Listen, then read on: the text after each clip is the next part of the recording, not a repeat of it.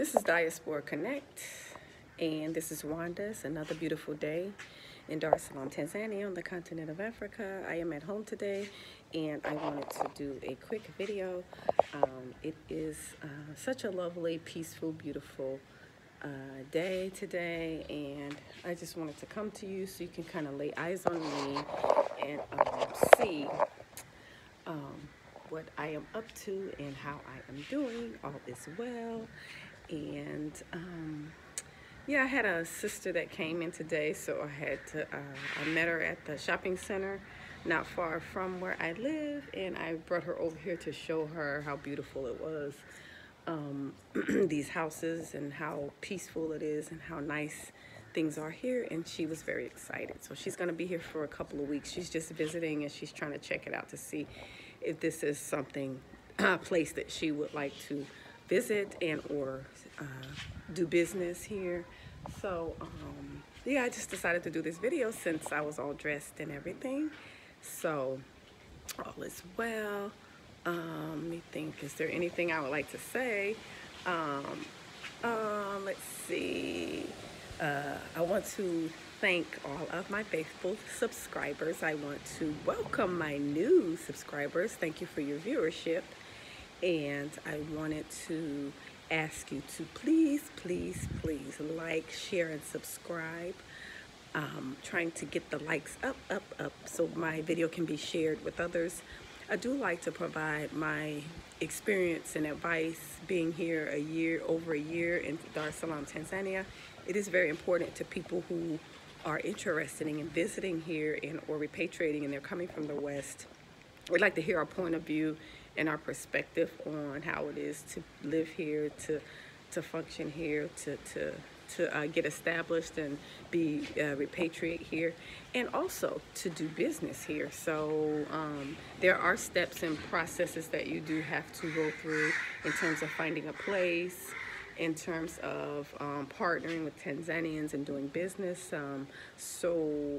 I have Diaspora Connect, my business, and I am here to assist those who are interested in repatriating to the continent and or visiting with Airbnbs, rentals.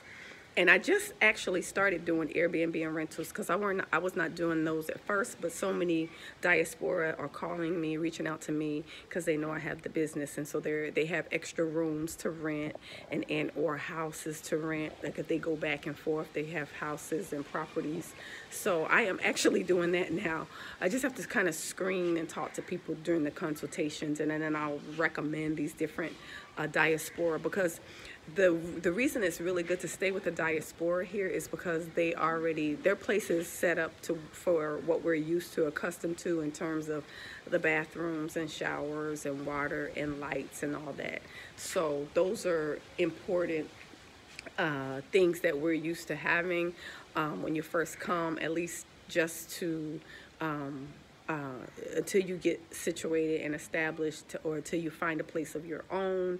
It's for short rentals, Airbnbs, and rentals. So and it's cheaper. Most of us are charging between maybe 25, 30, maybe 45 USD, but most of us are under that a night, because a lot of the hotels are charging 50 USD and up. That's a lot here in Tanzania to pay to stay somewhere. So look in the $30 range, or under $25 a night, or 20 is a good deal. Sometimes you can find like $16 a night Airbnb rentals. So yeah, so that is something that's important. What else is important to know? Yeah, so Dar is very warm. It's very hot. So if you don't like a hot climate, then it may be a little warm for you. But the good thing about Tanzania is so large, it's so huge, that there are other areas that you could visit that are cooler. So we have Morogoro, it's 3 hours away. You have Arusha, it's about 10 hours on the bus from here to there. You have Mbeya that I visited. I flew there, and that was about an hour and a half flight. So you can, 2 local airlines. That's another thing I wanted to tell you. So if you decide that you want to travel around East Africa, or yeah, travel around East Africa, whether it's to Zanzibar and you don't want to catch a ferry, if you want to fly to, you know, Zambia, if you want to fly to Kenya, if you want to fly to Uganda, Rwanda, whatever. They have two local major airlines. One is one is Air Tanzania and one is Precision Air. So you can use either one of those. Those are pretty good. I would say domestic, but in America we call it domestic, but it's like the airlines that are like around the East African side of the continent. So you can use one of those. Those are really good airlines that you can use to travel around. So Air Tanzania or Precision Air. I've used both, and both was fine. Both are small planes. They're small planes. They're not the 747s, but they do the job. They get you where you need to go. And then the flights are really, sorry, something's biting me.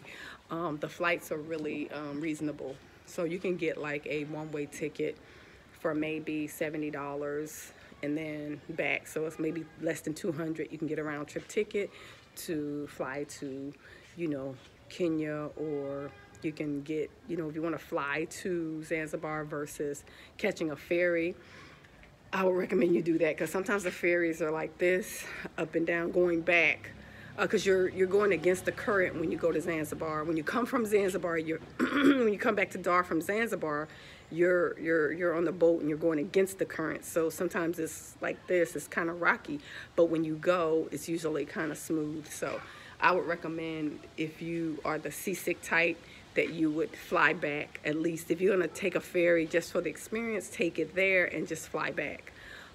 Or if you just are not down with the ferries, just go ahead and get a round trip ticket from here to Zanzibar. Yeah, so that is this is a quick video, just some updates on some information I thought about.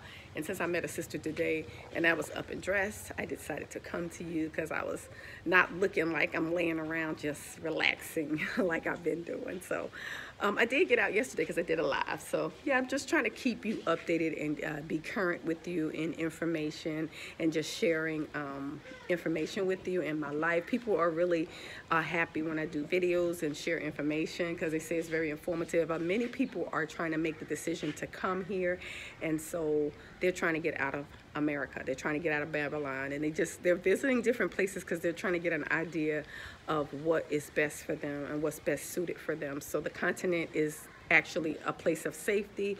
The continent of Africa is a place of safety. The continent of Africa is a place of safety. It's the safest place on earth right now. I'm not saying it's perfect by any means. I'm not saying that, but I'm just saying safety-wise, because as you can see, based on the last few weeks, there have been floods, typhoons, tsunamis, earthquakes, all kind of natural disasters all around the world, in all of the European countries. There has been some mini ones in America, but not as disastrous as some of the other European nations. So it's a gradual thing in America. That's because we have still a lot of the 12 tribes of Israel in America. So that's saving America from the typhoid, total destruction, total annihilation situation. You're not going to see that right now because there's too many of the 12 tribes still there. Once the 12 tribes leaves America, and they're leaving every day, they're leaving because they're coming to the continent, they're coming here, or they're going to other places. As long as it's not a European country, you might be all right. Now, I noticed that some of the Philippines and some of the Asian countries are being hit too, so you got to be careful where you go.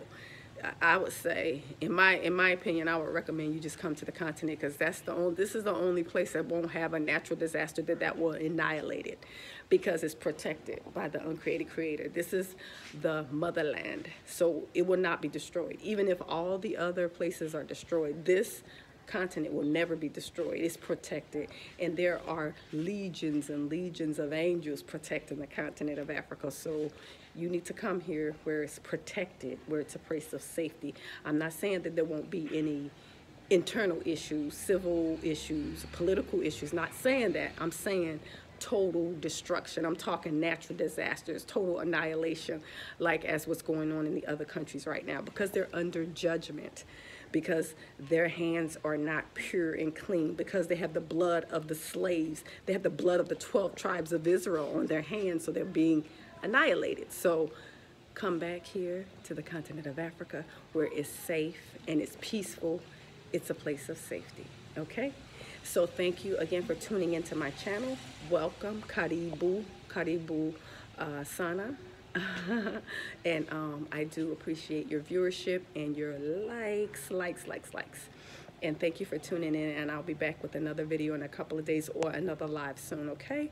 To keep you posted, updated, and abreast of what's going on here. We're fine. There is no sicknesses, nobody dying of any sicknesses, diseases, and you know what I'm talking about.